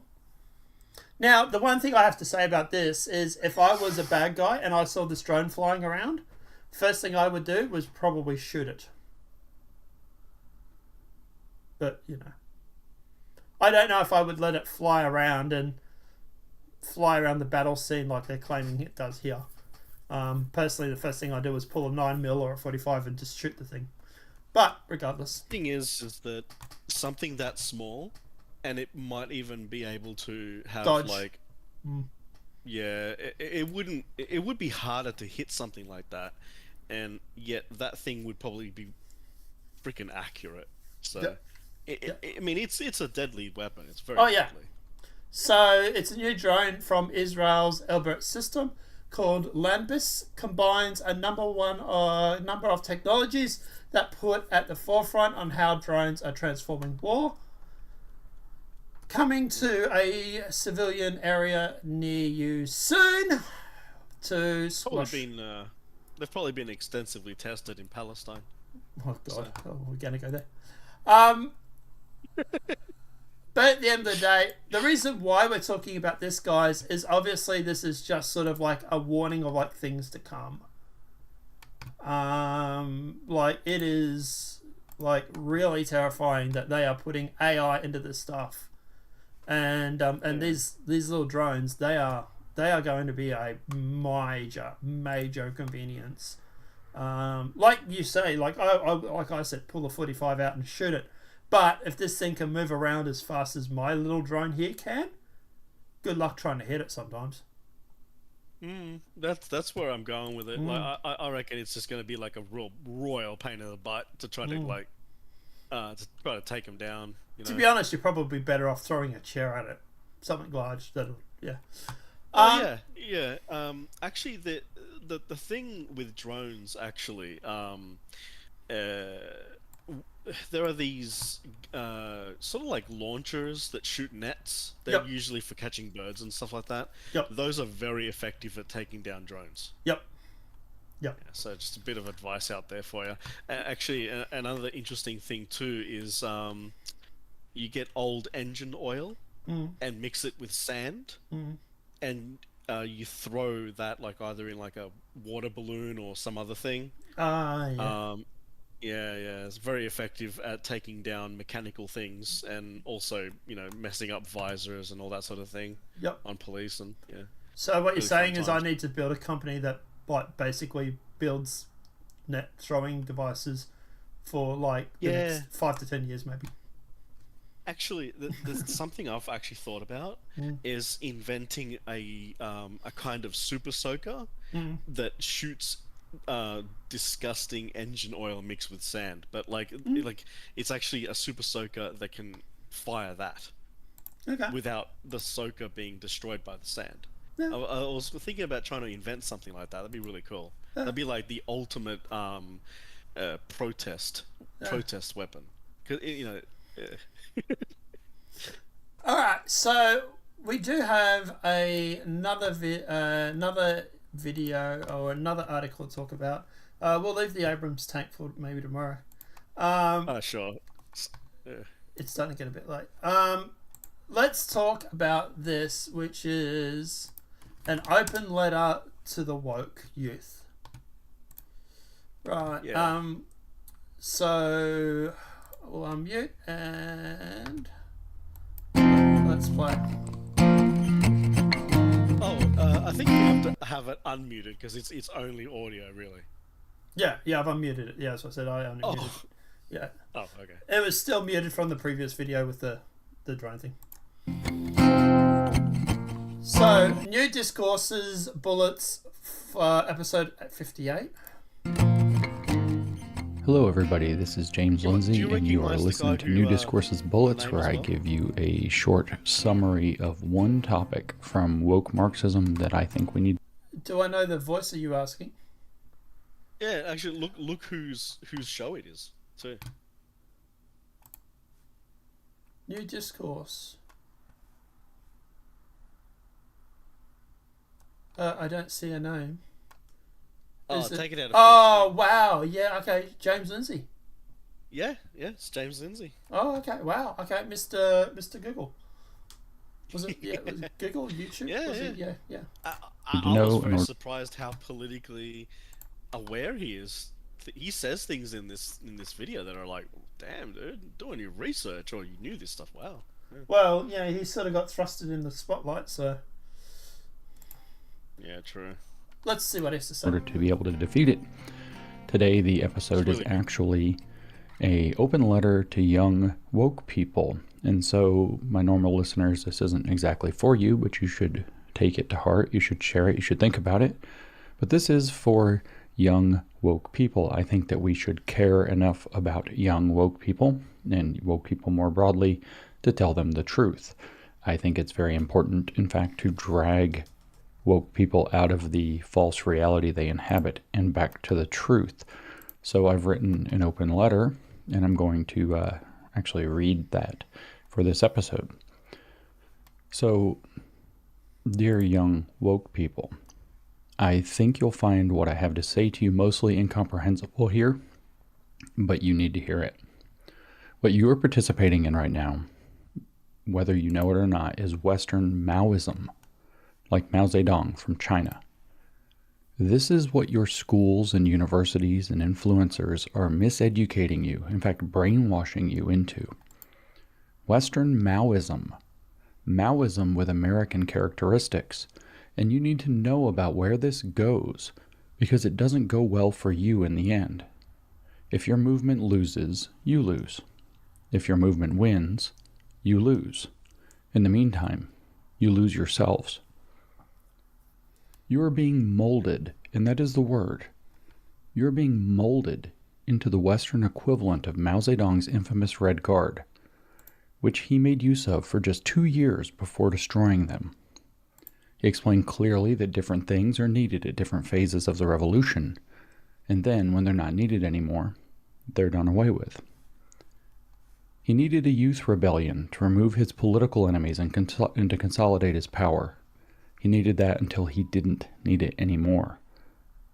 In 1967, the Red Guard succeeded at defeating Mao's political rival in the CCP, Liu Shaoqi.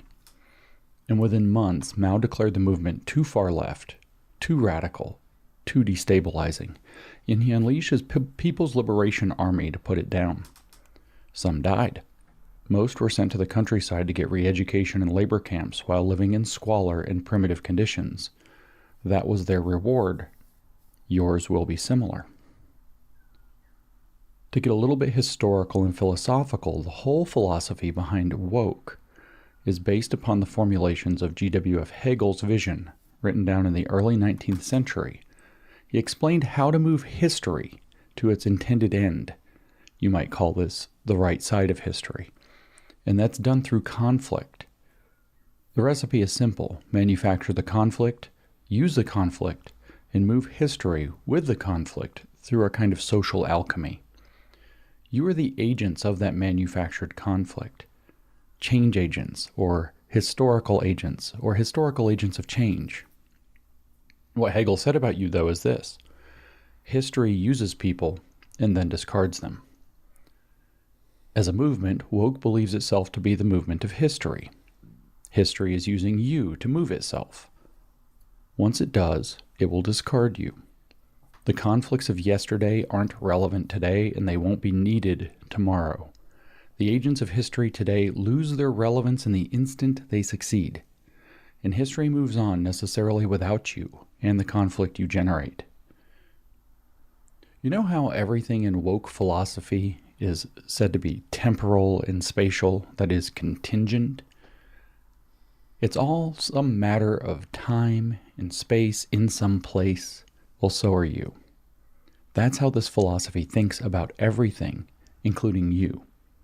You are a contingency for the woke Marxist movement. You have your time until you don't. When you become useless or a hindrance to the movement of history, you will be discarded by history. Every Marxist and Hegelian movement in history has proceeded this way, and this one will not be different. I wish you luck with that. I just want to pause it here for a sec. He's 100% right. Oh, absolutely he is. Yeah. This is what I've been saying to the left for a while now. This is sort of like it's poorly summed up, but it's summed up by the right when the right turns around and says, eventually you will not be far enough left. Eventually, destiny. Well, we've already started to see it now. People are already calling destiny conservative. Eventually, they called Joe Rogan conservative. Eventually, they called Elon Musk, who, by the way, invented frigging electric cars. Well, not invented them, but made them profitable. The guy that literally is the poster boy for electric cars is apparently conservative. And hated by the left. Biden eventually will be too far to the right. AOC, all these guys, eventually their time in the sun will be over and they will be considered conservative. And this is what James is saying. He's saying that eventually you are no longer needed because you have completed your mission, so to speak, and now you will be dispatched of. There's a really good have you seen the movie Serenity by any chance? Surrender? No, Serenity. Oh, Serenity. Ooh, I don't remember. That's the movie that finishes off the series Firefly. It has the one that has Summer in it, the hot little girl we were talking about the other day. In that there is there is the group called the Alliance. They've gone through and they're trying to make the world a better place, and I won't say how because spoilers, right? But there's an agent. He's a like this methodical guy that is like a problem solver for these Alliance. He says to Mao says, "What? So me and my friends have just got to lay down and die so that you can live in your perfect world?" And he turns around and he says to Mao, "Oh, I'm not going to live in my perfect world. I'm a monster.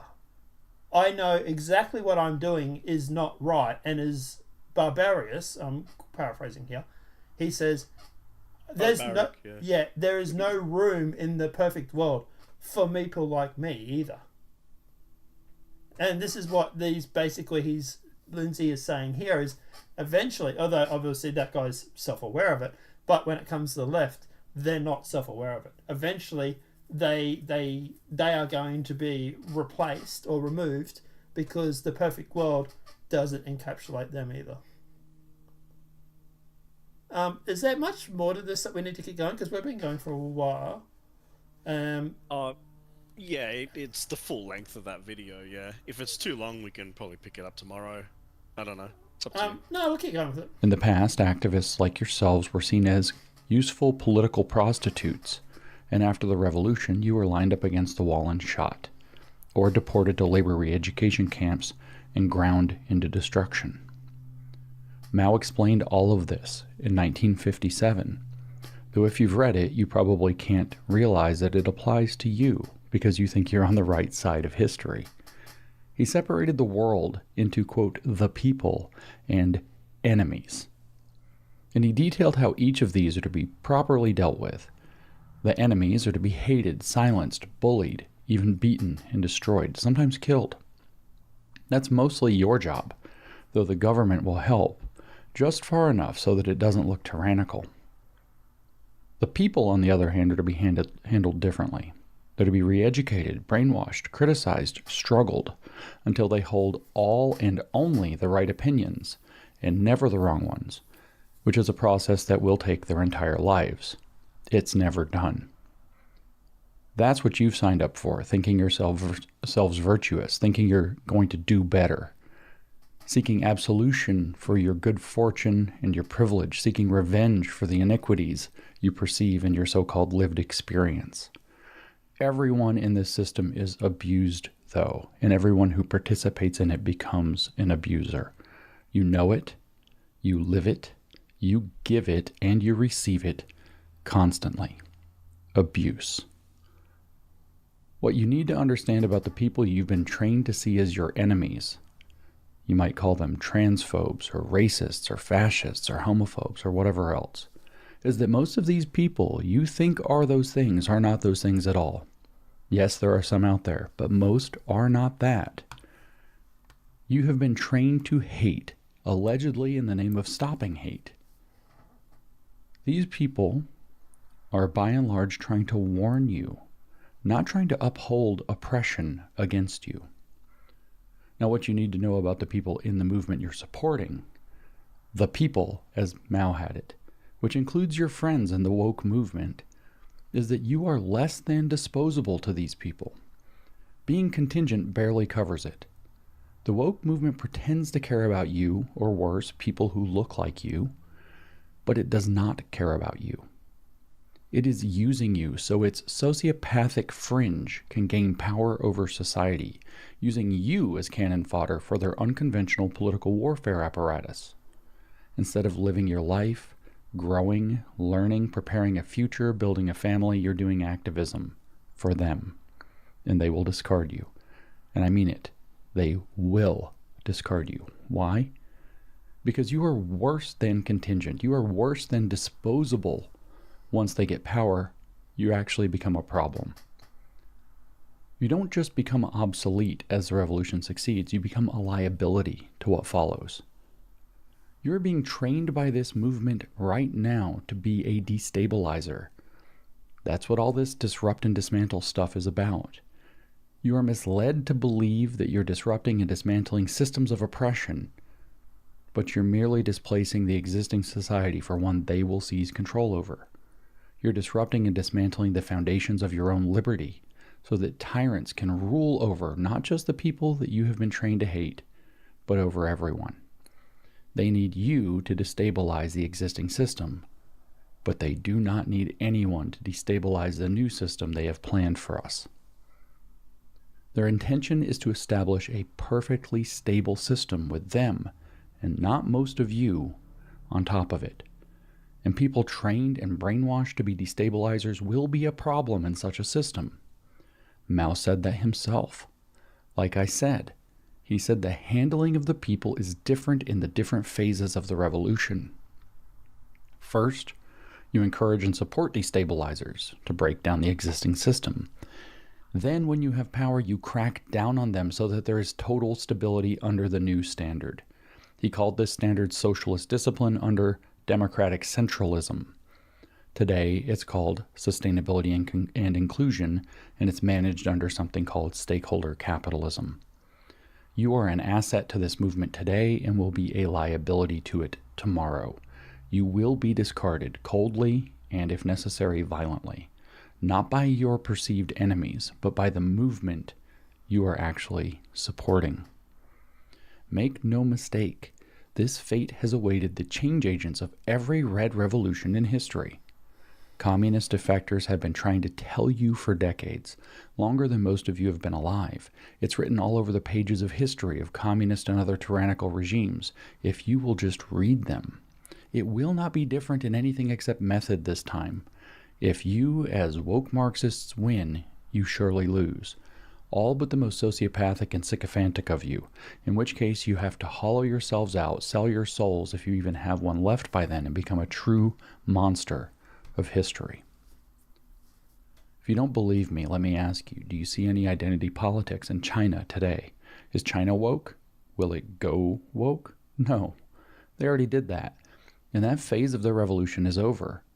It is viciously suppressed there, and they laugh at you here in the West and call you a bisexual, white left. They know what you are and how misinformed and misguided you are. Their operatives attempt to stoke these fires and use you because you are strategically useful to their anti-American aims, which you have been brainwashed foolishly into sharing. In China, however, they are openly encouraging patriarchy and masculinity. They're racially ruthless. They stamp out homosexuality. Why? They did their intersectionality already years ago with their red and black identity groups. They got what they wanted out of it, and now they've discarded it and its change agents in favor of the power that they were able to seize. Well, that's your future too. It looks like this. Look at the screen, scan your face, and smile for the government, and don't you dare signal in any way that you think anything that you shouldn't be thinking. Whatever they decide is the right thing to think.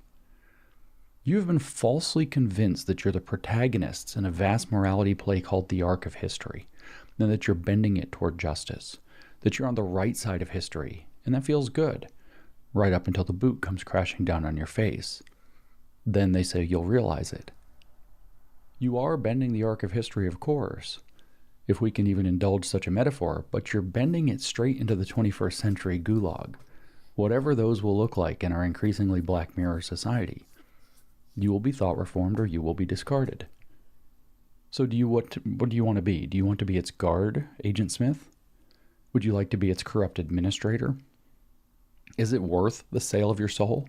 Some of you might aspire to such a demonic station in your lives, but most of you don't. You actually want to do the right thing, and you will be subjected to this instead. Even if you take up this evil ambition, don't you know where it goes? Constant paranoia, constant fear, constant risk. The Red Guard was utilized to destroy Mao's political enemies in the CCP. And what will you do when they change the specifications of the ideology that you're supposed to support? Perhaps one day they'll decide that trans rights are now too expensive and disruptive for a new system that no longer needs that means of social agitation. What will you do? Resist? Good luck with that, comrade. So if you win, you lose.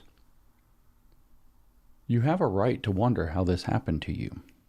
Why have your generations been co-opted into this horrible situation? Your education, your schools, your entertainment, your university. Just pausing for a sec. This is being sold to them through university.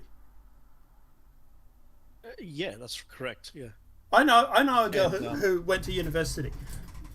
Dude, this chick was the loveliest girl. This girl was wife material.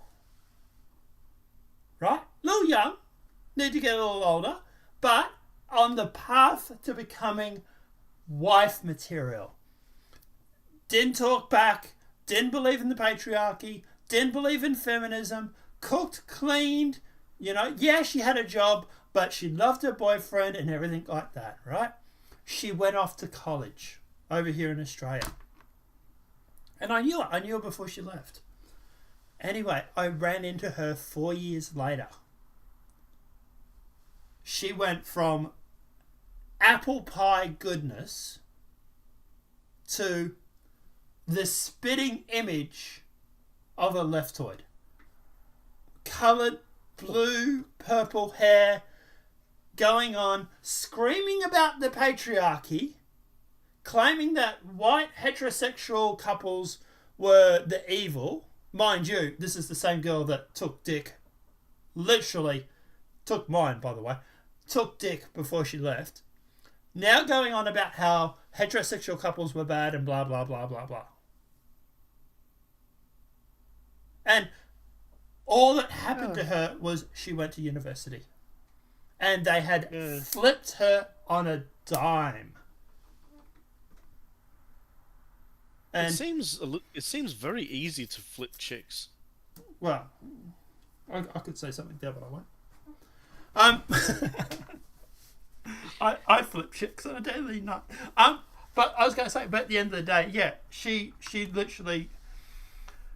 And I said to her, I said, "What the hell happened to you? What do you mean by that?" I said, "You were so nice before you left for university." She goes, "I am nice."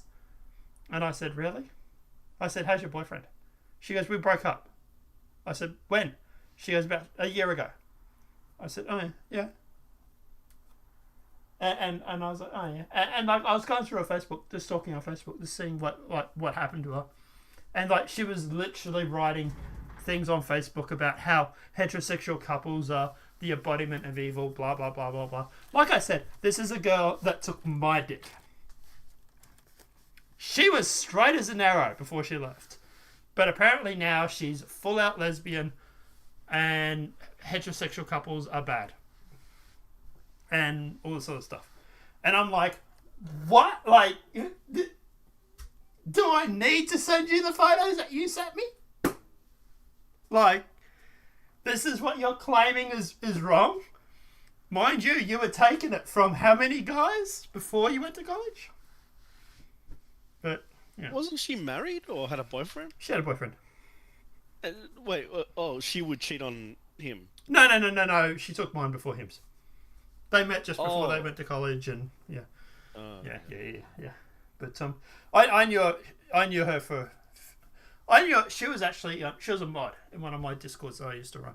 Well, not Discord, but like a forum, like a group thing. She was one of the mods, yeah. And yeah, but like I said, loveliest girl, apple pie, wife material, and then all of a sudden, I think even now I'd have to check, but from what I heard last time, does OnlyFans and shit.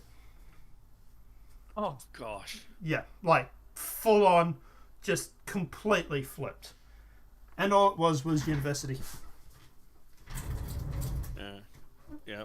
But these universities, man. Dude, you got to remember they're there for 300 days a year, roughly. Yeah. 280 days a year for 4 years. Makes you wonder. Yeah. Makes you, yeah. But let's get going because we need to wrap this up soon. Universities, your peers tried to make you change agents and global citizens instead of educated adults. If this system wins, you lose because you know too much and are too big of a problem. Your only option will be to sell your soul to it. And you have to ask, how much is that worth to you? And do you think I'm kidding about that, by the way?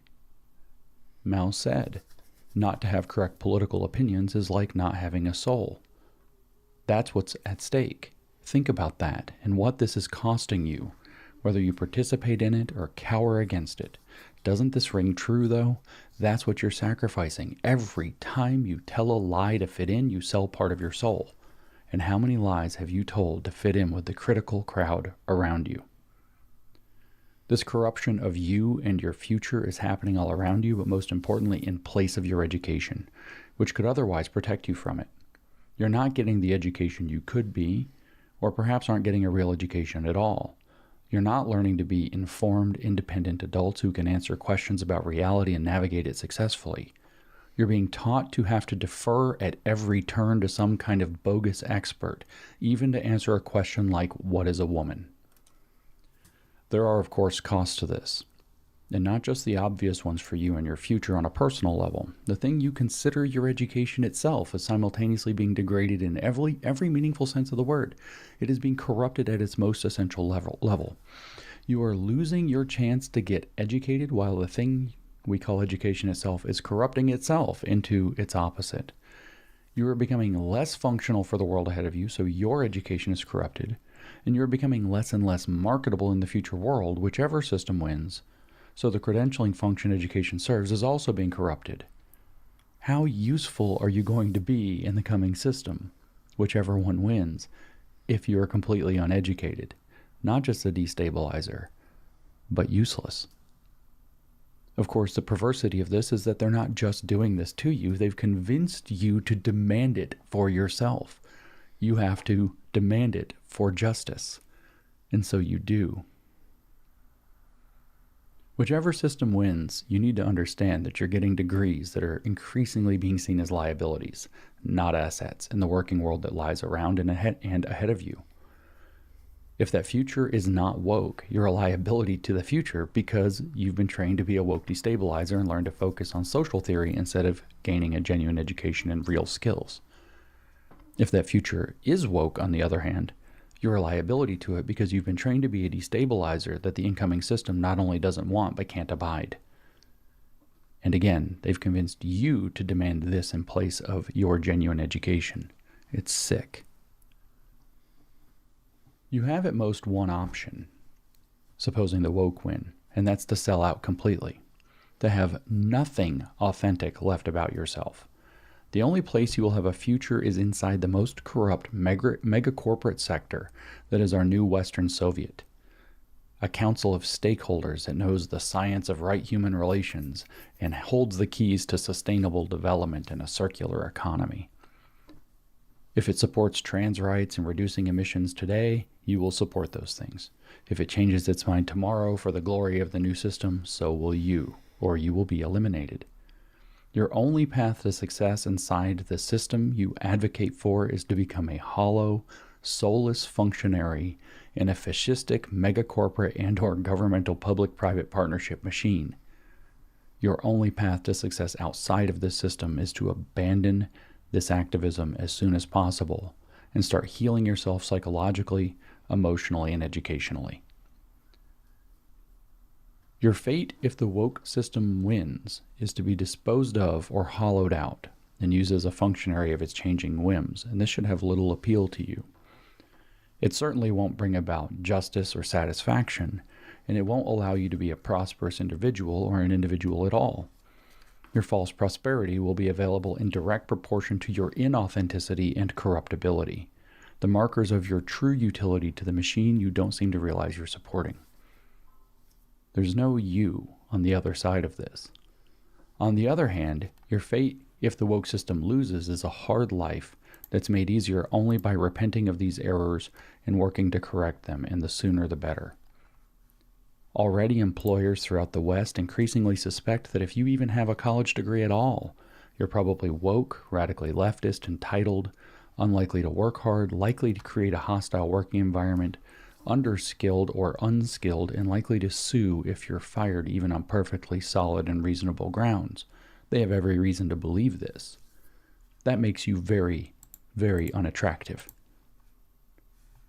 If you are woke, they know it's true. You actually are a liability to them, and many of them are only still hiring you today because they have to keep their place in the corrupt corporate scoring schemes that control the way business is done now in the West. So you're either unhirable or hireable only as an asset to satisfy the ESG demands of a sprawling corrupt bureaucracy. Isn't that great? And what happens if it gives way? Who are you? And if you help it succeed and participate in it, what are you? So the question is, why you? Why not somebody else? Why now? Why you? Because you happen to be at the age you are at the worst time in Western history to be the age you are. That's it. Because many of you come from wealth and status and other resources the system covets and requires to succeed. You see, they're not really against privilege in the woke Marxist movement. They actually really like privilege. They just want to seize it and redistribute it and repurpose it to their ends. You are a resource to them. They need those resources. They need your enthusiasm and your zeal. They need your talent. They need your impressionable minds. They need the future citizens and the future leaders of the world. But you must remember, history uses people and then discards them. So they won't need you for long, and they'll only need you for specific purposes. Then you will either be corrected or discarded, unless you choose to come off worse by selling out. So my message to you about the woke Marxist movement is simple. You need to know what you're really involved in. Stop participating, deprogram yourself and your friends, and start fighting for the blessings of liberty that allowed you to have the privilege to think this way in the first place. You can and might lose it. You're the first generations in American history to face the loss of liberty. But if you do, if you support the woke movement, you do so by enslaving yourselves. You have been sold a false promise of liberation in place of liberty, and you need to realize that you're being scammed. Liberation movements are lies. Mao called his army, the same one he dispatched to destroy your counterparts in the Red Guard, the People's Liberation Army, and he called it that for a reason. Liberation is a lie. The oldest recorded cautionary tale in human history is the story of the serpent and Eve in the 3rd chapter of Genesis, and it warns about this specifically. It warns humanity about liberation, and you can understand that message whether you are religious or not. Liberation is a destructive lie. We cannot liberate ourselves from the truth or from reality. If you liberate yourself from a free society, you end up in a tyranny. You need to fight for liberty. You think you are in chains, but your chains have been forged by frauds and are locked only in your heads. You are the future. Your choices matter. Choose better. Alright, so the first thing I'm going to say is, James, who hurt you? By the way, guys, just for everybody that's sitting there going like, oh my god, this is conservative, James is actually a lefty. He's not. Yeah, he might be. He is. No, he is. He's a centre left. This is your own guy telling you this. This is not Ben Shapiro or whatever. This is frigging James Lindsay. By the way. Very interesting. Yeah, thumbs up. Alright, thoughts on it before we wrap up for the day? Yeah, my thoughts on it are just, it's nice to hear it. I've heard that before, and the concept of, the first people, the first people that a new government gets rid of is the revolutionaries that got them there. I've heard that a few times, that sort of thing. Do you really think this is going to switch anyone's mind, though? Do you think any far lefty is going to see this and think, oh my God, James is right, I need to stop?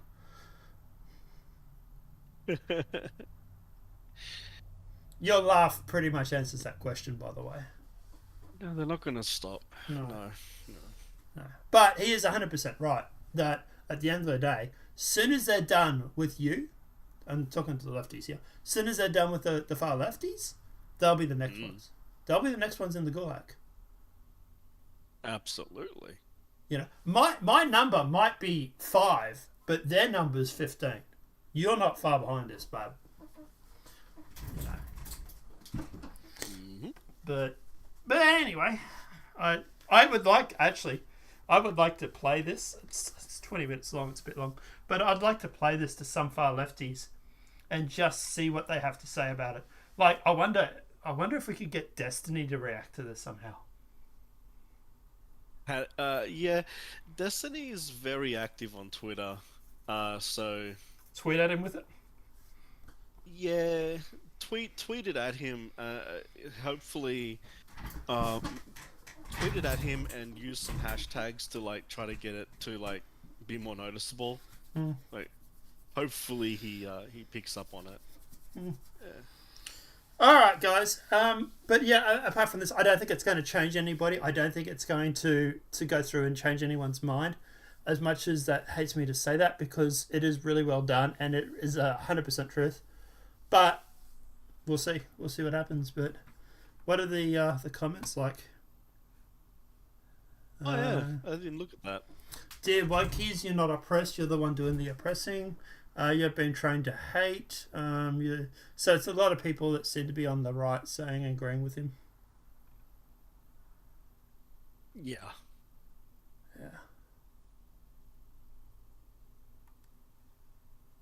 Here's an interesting one. I leaned conservative in college, but became increasingly left as I got older, which is uncommon.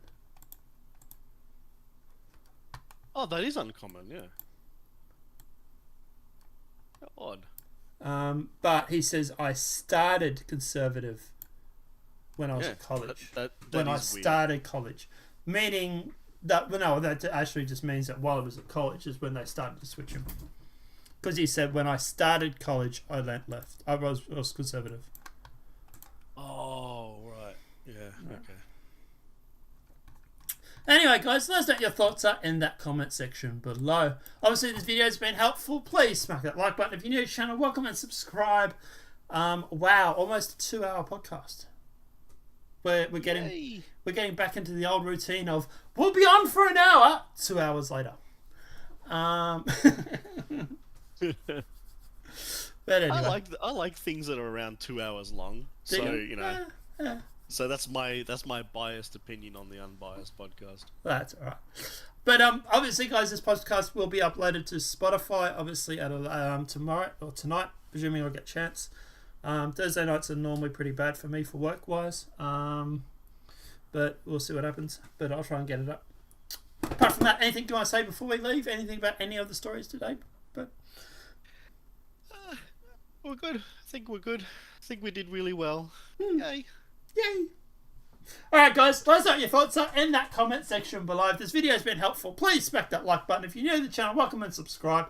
If you are listening to this at a later date on YouTube or watching the clips, do keep in mind we do stream this on YouTube at the moment every day on a Monday, Tuesday, Wednesday, Thursday, Friday morning. Although the Friday morning one, this is Australian time. Look, it's all in the community section. Just the dates in there for the Americans are up there as well. Time zones are annoying, but they are. Yeah. So I was thinking, that the Monday morning one is the Sunday night. I was going to leave that as a call-in show as well as doing episodes and news. So if you guys have anything that you want to call in about, anything you want to talk about, even if it's something we've covered during the week, you want to ring in about Sound of Freedom or Snow White or anything like that, obviously the Monday morning, Sunday night show will be that. That will be the call-in show. And We're basically gonna have a call-in show, huh? yeah, you just basically jump in Discord and yeah, as long as it's not too bad. Like obviously, if you start going on about certain races or religions, that's going to get us banned off YouTube. We will cut the video, but yeah. No worries. Are we asking for trouble by doing the call-in show? No, it'll be fine. It'll be fine. We used to do the call-in show. Yeah? Yeah. Back when we used to do the podcast. Yeah. Cool. Yeah. All right, guys. So yeah, if you have anything you want to bring up, anything we haven't covered during the week that you want to talk about, or anything we have covered, you have any comments, questions, any thoughts at all, feel free to hit us up on that Monday show, Sunday night, depending if you're Australia or America. Apart from that, guys, Satellite, you want to say bye? Nah. No? I don't think they deserve it. No? All right. I'll say bye to yous. I love you still. Good night, everybody. We'll see you tomorrow. Good night.